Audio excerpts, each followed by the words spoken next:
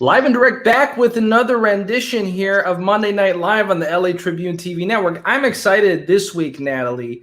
And of course, my name is Mo Rock alongside Dr. Natalie Forrest. I'm excited this week, Natalie, because of the subject matter that we're talking about. How many people do we know? How many people have we come across in life that are talented, that work hard, that are educated, but they just don't seem to ever get to that certain level of financial success? And so today we're going to be speaking with three experts about the psychology of money, right? The mindset of money and what kind of breakthroughs people need to achieve in order to really get to that next pillar of life, of business.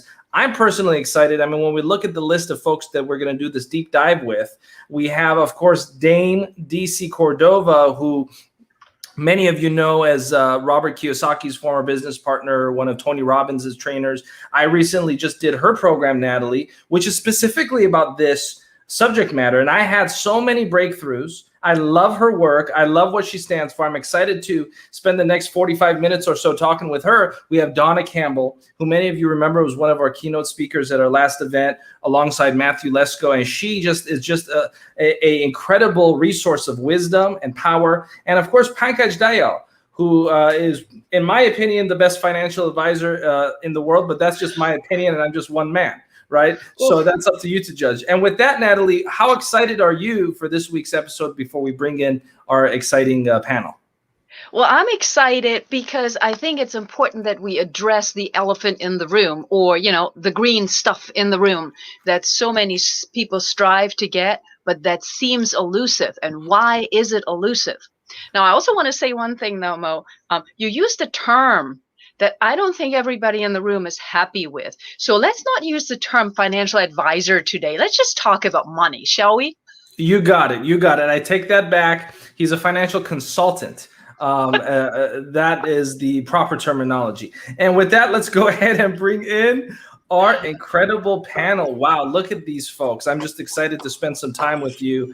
And welcome, Dame Cordova. I see you doing the Zoom hand clap, right? We're used to the Zoom applause. And I'm pumped up. I want to get the ball rolling here. And let's start with Dame Cordova to just set the tone, because many of you already know who she is. For those that don't know, she spent the last 30, 40 plus years dedicated to helping people specifically with what we're talking about today. So she's very well versed in this dialogue and these distinctions. She's one of the few remaining people on the face of the planet that is still a direct mentee of the late great Buckminster Fuller. You can count on one hand how many of them are around, and that's we have a legend amongst us. So Dame, thank you for taking time to be with us. And in all the years, right, that you've been doing this kind of work, what is really the summary that you can lay down as to why people struggle with money, in your words, please? Multi-generational decisions that have been made, a lack of proper financial education. As you know, you mentioned Robert Kiyosaki of Rich Dad, Poor Dad. The first book, only the first book, is based on the Money and You program, which was the teachings of Buckminster Fuller, which we are not prepared to handle life financially and to prepare life. To handle life, period. And also the fact that we live in a world that is still being run by the Malthusian theory of economics, which actually was really eradicated from the planet in the 70s. We no longer have a lack of resources. We had sufficient resources back in the 70s, but the way that the world is managed, the way governments and educational financial systems, human beings are constantly living in a place of scarcity. So it takes a lot of work unless you're really, have been in a certain area. And this is where I talk to my very fiscal conservative friends. I'm considered to be a fiscal conservative and a social democrat. Some of my friends says confused. I'm not confused at all. And so what happens is that human beings around the world, and I work mostly outside of the United States, even though I live here in San Diego and on Maui, I am certain that human beings are not prepared to being financially successful. And we're still under an educational system that's 150 years old, which actually we train children the way we did when schools first started. Yes. And it is absolutely antiquated, even the way that we have summers when children had to work on the farms. And so that is the basic of it. And there's a lot more, but I will complete my thought with that. I appreciate you, Dame. And Michelle in our virtual auditorium wrote a comment saying, wow, legendary Dame Doria, Money and You is the best program around. Thank you, Michelle, for the lovely comment. I'd love to give the floor to Donna Campbell, who, of course, many of you know. Donna, what are your thoughts on the psychology of money, and why is it that so many folks seem to never reach their potential, given their talent, given their work ethic, etc.? A lot of it, in addition to what Dame Doria has said, is the feelings and emotions that we have behind money. Growing up as a child, I heard beliefs all day long, things like money doesn't grow on trees. But it's not the belief or what was communicated verbally, it was the energy, which is the emotion or feeling that was underneath it, that was the stronger communication to the subconscious, which is 90% of our energy body. And what happened in that communication denoted how you felt about it, which created an energy imprint and a pattern that replicated. Now, I'm going to say that forbidden word. I was a financial advisor and a managing principal of an investment firm. Consultant. You were a consultant. I was not a consultant. I had a different title. Sorry, it may have changed. But in that world, clients were coming and sitting down and you're going, here's your portfolio value. And they're like, my son has depression, please listen, or here's my health problems. And what they really needed was healing. And healing comes in all forms, which includes financial healing. And so as a former advisor, I became financially devastated myself because of those vibrational frequencies until I shifted and changed what that was, which comes now out in the book Financially Fit, and teaching and sharing and showing people that you too can turn this all around in an instant. Incredible, Donna. And let's go to our favorite financial consultant, Pankaj Dayal. Pankaj, as someone that deals on a daily basis with people's money, what would you say is really the reason that so many talented, smart, hardworking folks never achieve their potential financially? The floor is yours. Thank you. Good evening and great to be here. One of the things that I have seen, and I'll start with one example. When I came in the business 20 years ago, I had a client that came in, 82-year-old woman, throws a piece of paper on my desk. And there were some issues that we had to resolve for her. But that piece of paper was worth $2.1 million. And my jaw dropped. And my only question was, how did you do this? Her answer, she says, it was very simple. Every time my husband got paid, we put some money away and we lived on the rest. So when we talk about the elephant in the room, how do you eat an elephant? One bite at a time. Where do you begin? Wherever you are, and move forward. You look at your financial situation today. You analyze what you want to do. It has to jive here and here. And the more you do it, the better off you are. And it is an ongoing process that you have to follow. I agree with, I believe Donna and Dame mentioned about that is, unfortunately, that is one of the issues that I have seen. We in our society do not offer financial education to anyone. But I believe it is a very simple process and it can be done. Now, this 82-year-old lady had never seen a financial advisor. They were told that they need to put money away. So their one principle was pay yourself first. Every time her husband got paid, she put money away.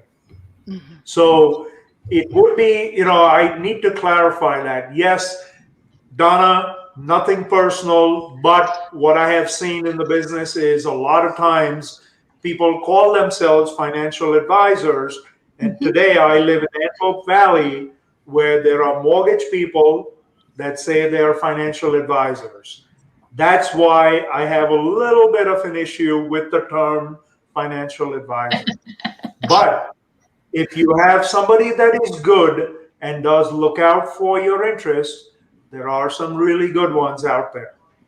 Absolutely. I call Pankaj a financial multiplier because everyone that I have known that has worked with Pankaj has walked out having their money multiplied tenfold. So that's our new nickname for you, Mr. Dayal, is the financial multiplier. So you make an interesting point that woman was 82 years old. She had $2 million.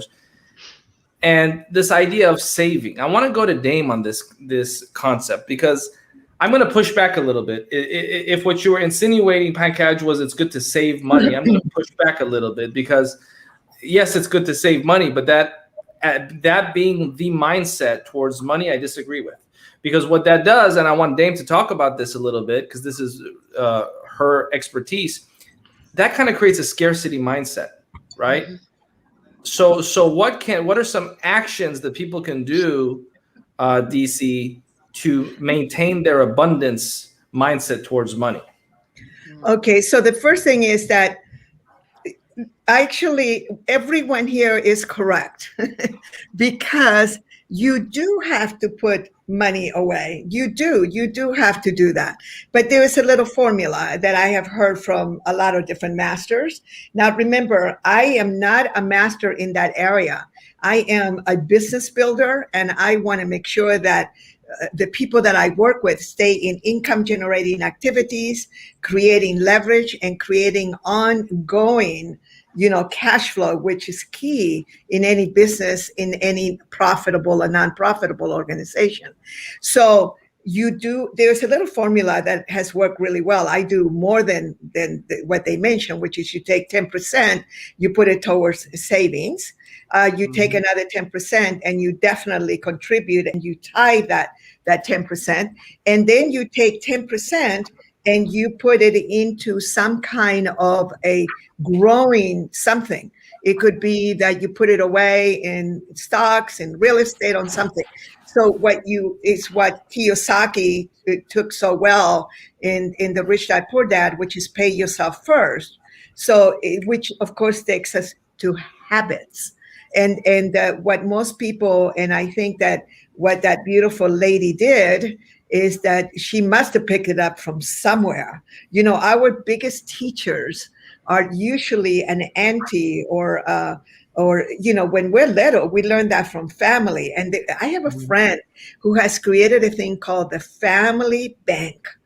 And the family bank is actually a tool that the mega rich have been using from the big, what Buckminster Fuller called the great white pirates, which were the very rich families. And they used to create, family banks.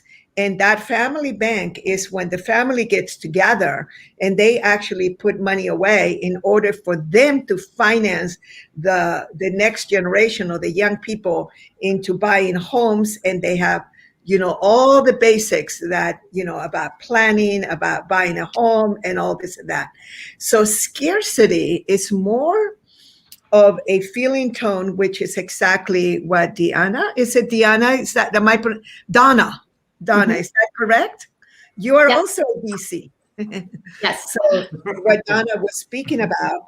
And so when scarcity is when we hoard and we're trying to hang on, and we don't let that money be used to make more money.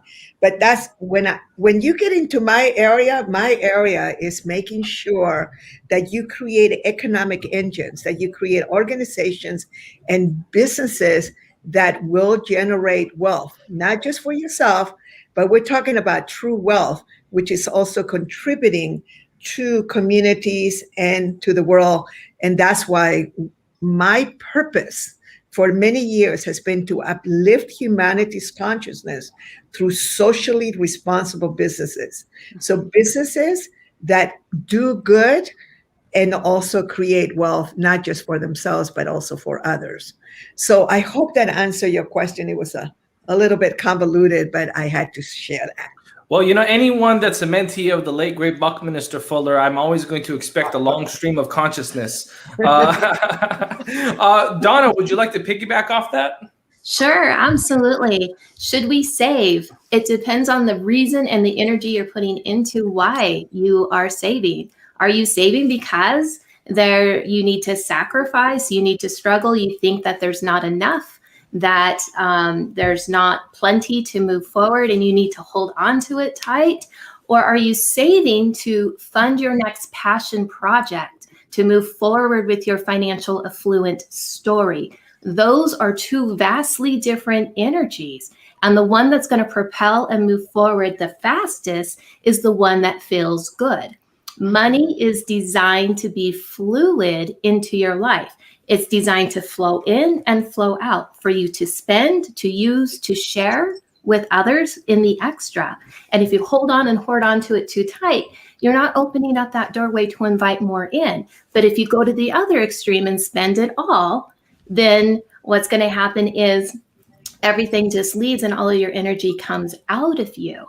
And what's happened in society over the years that I have watched and seen is that money has taken the place of what we consider our divine essence. So when money flows in, we feel happiness and we feel joy and we feel excited and on top of the world because we have all this money and we can go do these things. But when the money leaves, we feel depleted and lethargic and the very opposite.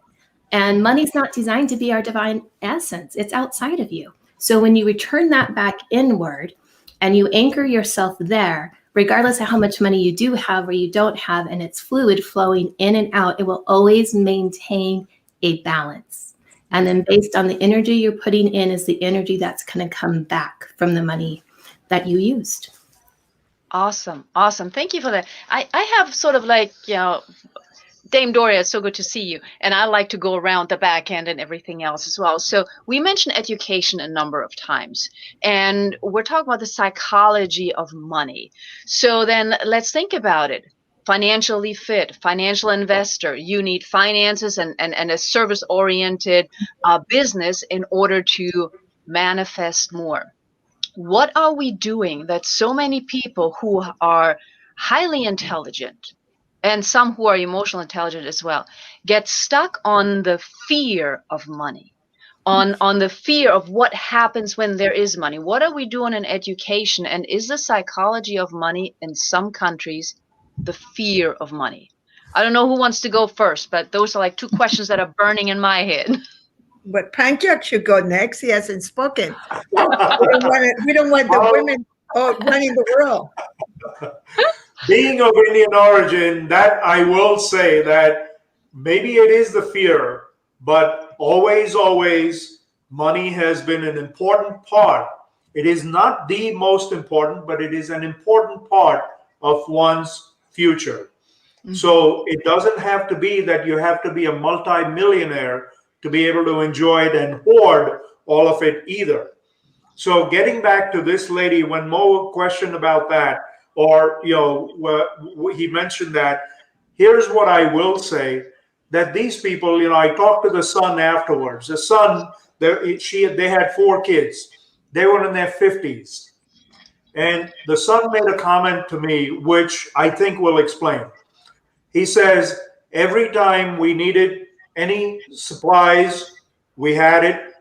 We needed anything to do with school, medicine, what have you, we had it. but we never went on a great vacation, which was okay, because that's where I see, so getting back to it, I really feel that if you have, and somebody just mentioned that, if you have some money in your pocket, you're going to feel a lot different than if you don't have that money in your pocket. It is absolutely a very simple but straightforward concept. And the more you educate yourself about money, the better off you're going to be. And it could be something like a car loan, a home mortgage, or any other kind of loan, whether you need it or not. Credit card, to me, debt is spelled DEATH, is how I feel. May I just add one more thing in there too? Please. So I have had the opportunity to work with many leaders, and literally I met Fidel Castro at the height of the Cold War in 1984 wow. on a trip and to Cuba. I said to him the same thing that I said to the Prime Minister of Malaysia, to many of the ministers and many of the mega wealthy that have wanted to eradicate poverty on planet Earth. Is always the same conversation, which is we need to create a new educational system where financial literacy is completely part of it. The mentors that created my work, because I did not create my work, my mentors, Marshall Thurber and Bobby D. Porter, who has one of the most successful teen education systems on the planet since 1982, is called Super Camp. He put on the first business school for entrepreneurs of its kind. So you have people out there who need to be educated in a way so that, yes, you still need to learn all the basics. We're not going to replace all the basics of education, but there's a whole component. So as I said earlier, people are designed, they are trained to be employees. Buckminster Fuller used to say, why do they call them business schools separate from traditional universities and colleges and schools? Why are they separate? That is such an old mindset, because everyone is going to school to learn how to earn a living, to how to survive, how to make the world work for 100% of humanity. That is supposed to be the intention of education. So we still have, even in our language, it's not used so much anymore, but you recall not even as far back as 20 years ago, we used to have the language of blue collar workers and white collar workers. And nobody wanted to really be a blue collar worker. They wanted to go to the elite schools and all this and that, and so that they could get educated. But the world has shifted so much. Blue collar workers, like a mechanic, they make a lot of money. A plumber makes a lot of money now because they are really highly needed. So there are certain countries. I lived in Singapore for 4 years. And Singapore pays their teachers as well as doctors.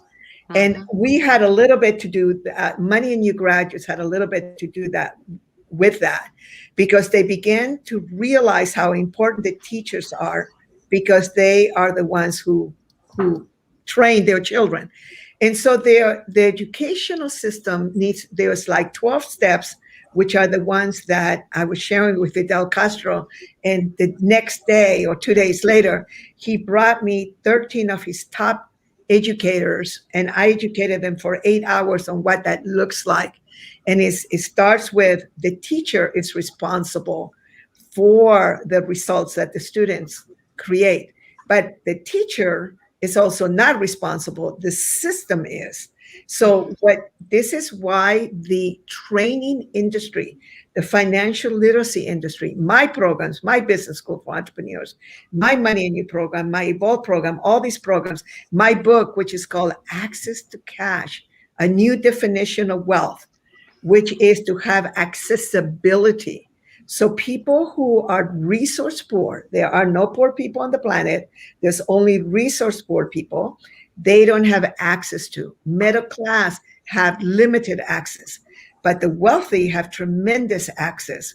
And now that's shifting thanks to all these beautiful programs that we have. But that's why we have so many trainings on financial literacy, money, how to create businesses. Clubhouse is exploding because everyone is getting free education and accessibility. So we have a very antiquated system of education that needs to change, like now, because by now, I've been working on this for 42 years. It should have changed long ago, and it is now becoming crucial.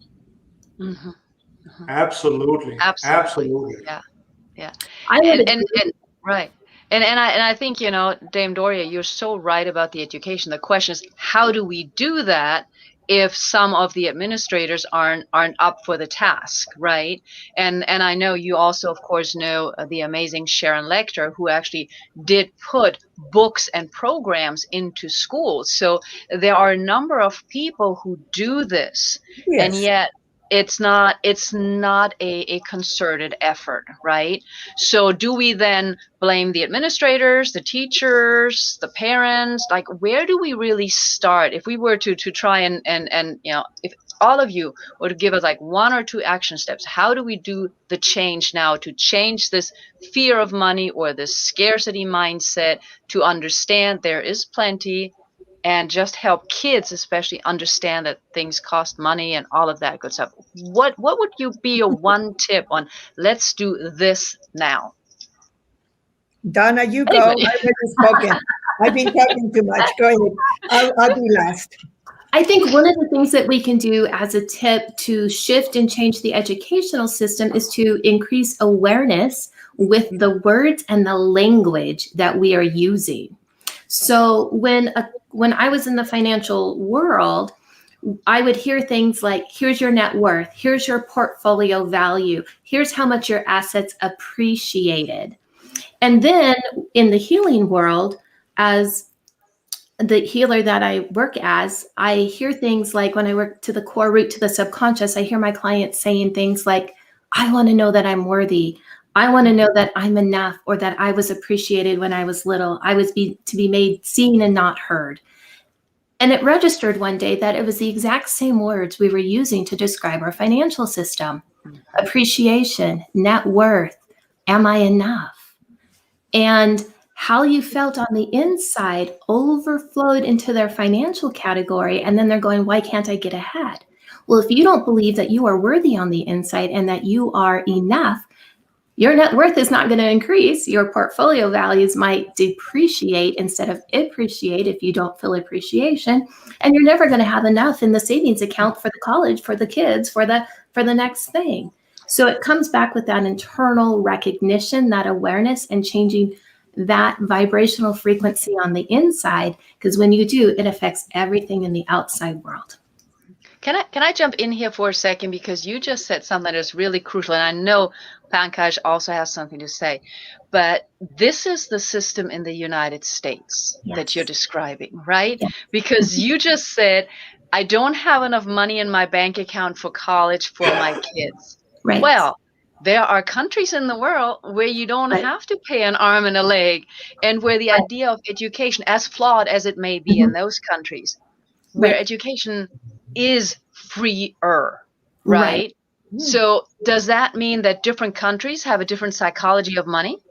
Well, I do have an international practice for the last 11 years, and I worked around the world. And the belief or the feeling of I'm not enough will spill into other categories. I'm just using college education as an example. It might be, I might not have enough to pay my bus fare. I might not have enough to take the train. I might not have enough to purchase a car. Whether their education system is free or not, they have other uses for the money. I might not have enough money to buy food if you're not feeling like you're enough on the inside. So just as an illustrative example, that belief and the energy behind it is international, along with all the other ones that I've looked at. Awesome. Thank you. Thank you for the clarification. Awesome. Well, sir, what are your thoughts on this? I cannot agree more than with what Donna said. If you don't internalize it, it doesn't mean anything. If you have to believe that you are financially fit. Nobody, there could be a million programs out there, but if you, and I use the lady, the example of this one lady, the husband was skilled, but a blue collar trade. Okay, they did not have any education as such. They were not a very well educated family that made a lot of money. It was not that. And I can go on about that because I remember coming across 4 such examples, what we would like to say the millionaire next door. I personally witnessed that. They all had differences of the way they invested their money and what they did with their money and so on. But what they did have in common is they understood that the savings portion was important. So that's where internalizing is more important. Mm-hmm. Speaking of what can we do, I live in Palmdale, Antelope Valley, and there is a credit union that does this for the high school students. At least I every chance I get, I volunteer for that because it is an amazing, they play a little game and they bring in the high school students into an area and they give them an app and they give them a certain amount of money and they decide, the students decide what career to choose, how much money they're going to have, how to spend that money. It's only an app, but it really, and my job as a volunteer is to upsell. So if I'm in the automotive side, I want to sell this guy the best car instead of him go out and buy a $2,000 used vehicle. I want to sell him a $50,000. But that program is fantastic. I wish they did that. They did. I'm sure there are, but I'm not aware. But I wish they did more of that at the high school level. And the amazing part at the end is when you see these students, you actually see these kids. I could say kids, I hope they don't mind. But when they look at their app, oh, I'm out of money. Maybe I won't buy diapers for my kid. And no, it doesn't work that way. Did your mom and dad buy you diapers? Okay. So maybe you have to rethink. You don't need that expensive car. Maybe you can do something with a little bit less. Mm-hmm. But that, I just wish, and I love volunteering there because it really teaches these kids about money. Right. And it's a very simple exercise. Yeah. Very simple.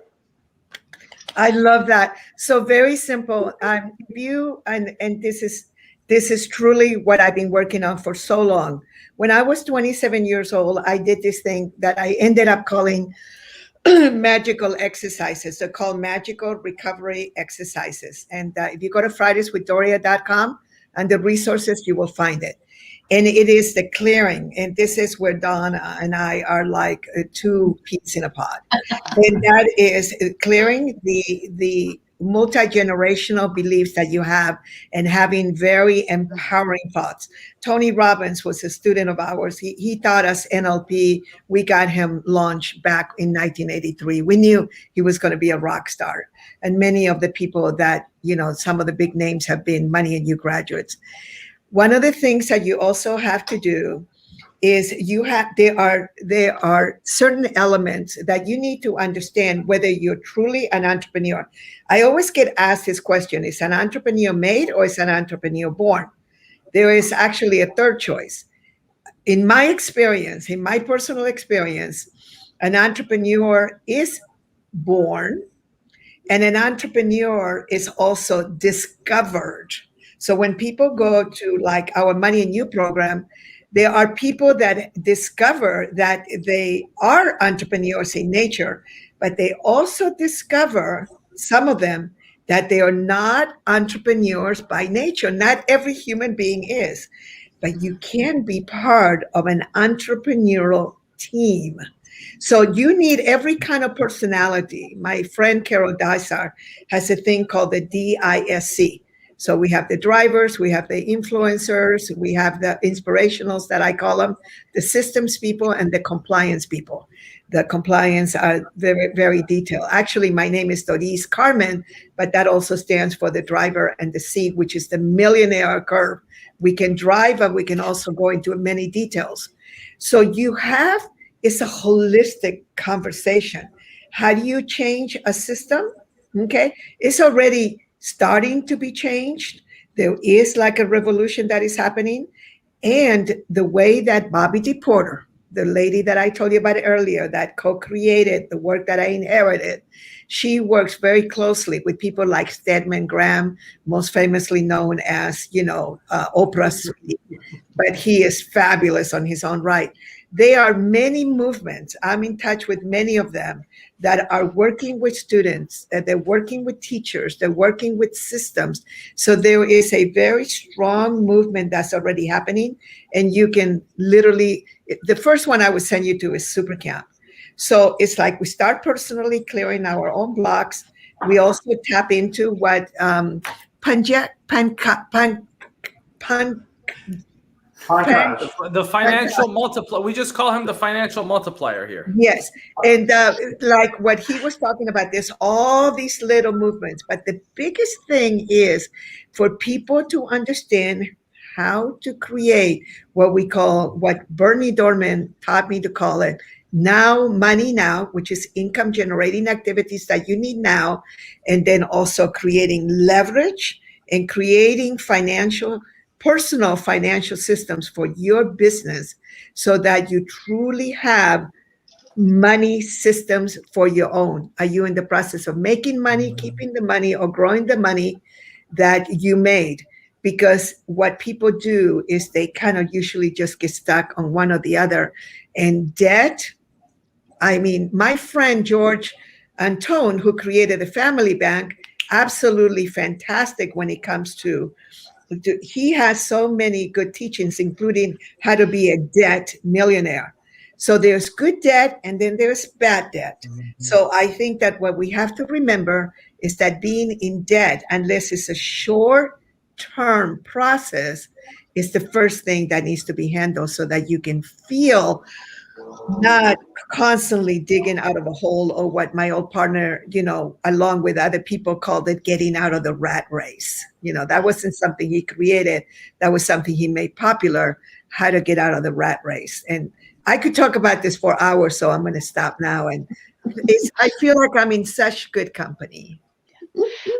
I want to jump in here with something that while we were talking, it reminded me of a conversation that we had last Monday, which was actually a conversation about sales.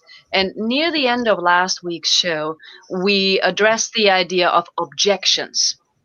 And I believe it was Joe, well, everybody, Joe, Katerina, as well as Steve, they all said, well, if you focus on objections, you focus on the negative, and that's what you create more of, right? Which we all understand in the ideas of manifesting. So if society tells us about debt, if society tells us that we need to save because there's not enough, are we not falling into the same trap to some degree of working on the objections or working on the not enough? Therefore, we focus on, I need to save because I don't have enough. I need to save because I don't have enough.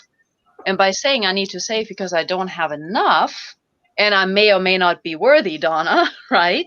Are we just creating more of the same? And I mean, that's what you hear, right? A lot of commercials on TV are about, you need to save. Have you saved yet? Have you saved for retirement? Have you saved for college? Do you know how much money you have? What if you get sick tomorrow?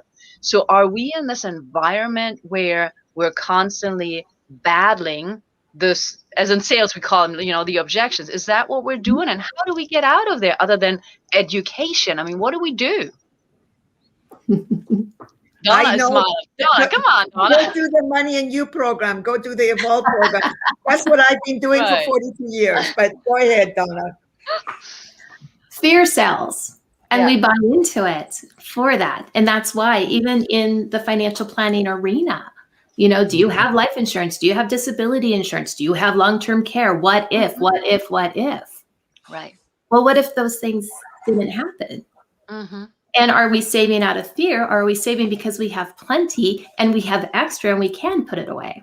Right. And because we've generated so much, we have that ability. Mm-hmm. So what do we do as a society outside of education is to go into your own consciousness, to your subconscious, to understand what it is that you are feeling about the different things. And you can shift and change that energy in an instant by even just looking at it from a different perspective.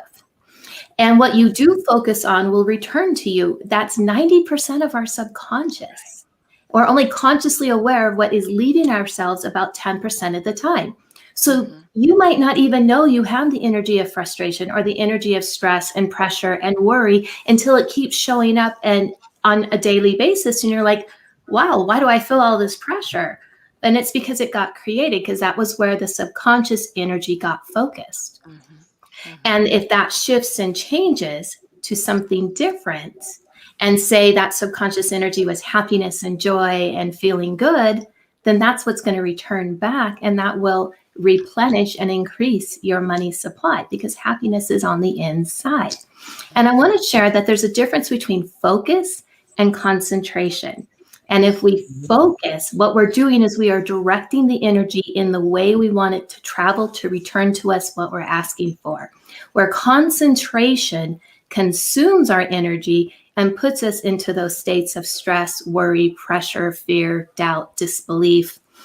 And when it consumes our energy, we get depleted. So if we're going to focus, let's stay focused and direct the energy to what we do want in the energy in that 90% versus concentrating or feeling the stress and worry in the 10%. Awesome. I'd like to say, I'd like to turn that around. Instead of the scarcity mentality, I feel that if you have some sort of savings, okay, it doesn't have to be, a huge amount of savings, but if you have some sort of savings, it gives you a peace of mind. More than anything else, you may need it, you may not need it, whatever the case may be, but you have that peace of mind that I have some money put away. You don't want to have that mentality of scarcity. Oh, I need to save. Yes, unfortunately, that is what's going on in the world, and that's the wrong approach. At least I believe very strongly about it. And if it is changed and said, no, you know what? If I had even 5% of my savings, and I'll use my nephew as an example. January 2nd, he comes to me and he says, you're going to be proud of me. And I'm like, what happened? I funded my Roth IRA for 2021. This is on January 2nd. Now, he has enough money. He just went out and got himself, he has no other hobbies except working and playing video games. So he went out and got himself a nice PS5, and he's very happy. He paid a little bit extra for it, but he's happy. But see, that's not the scarcity, but that's more of I would say the abundance mentality, that he is 26 years old and he has funded all these last 4 years that he's been working. He has funded his Roth IRA on January 2nd. That to me is abundance more than scarcity.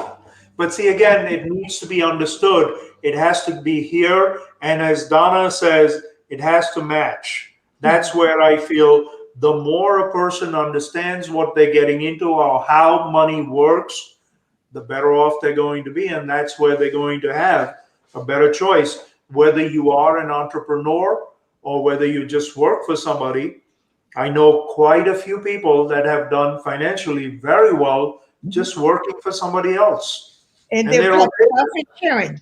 They are profit sharing. You can do profit sharing. This whole war against employees, actually, my old partner started that. Kiyosaki really put on the map this whole thing against employees. I used to hate that. I used to say, don't say that anymore. We need employees and we can profit share. But there's a word that we all are missing here, which is sufficiency. Remember, we can't go from scarcity to abundance without it's sufficiency. What your nephew, the young man you're talking about, he's experiencing sufficiency, and then you can feel abundant. So, and Mo, before we go, I want to make it very clear. There's many mentees of Buckminster Fuller that are still alive. He used to teach at universities that he mentored. I was an avid student and he was around us for 6 years. So we were students and had the honor of physically being with them quite a bit.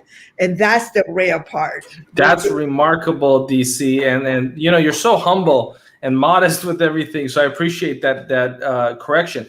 We're getting towards the final round here of this show. So I want to give everyone the floor here to take a couple minutes to give their closing thoughts. Hard to believe we're already 45 minutes into this. So let's go ahead and give you guys the solo camera angle so you guys can take the floor, say your closing thoughts as we wrap up this week's incredible, powerful program. Let's start with Donna. Donna, please, the floor is yours.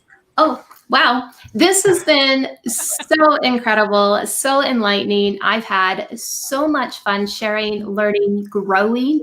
And I love the fact that we are all so passionate about the same topic, and we approach everything from different angles with also other similarities, which is just truly, truly, truly amazing.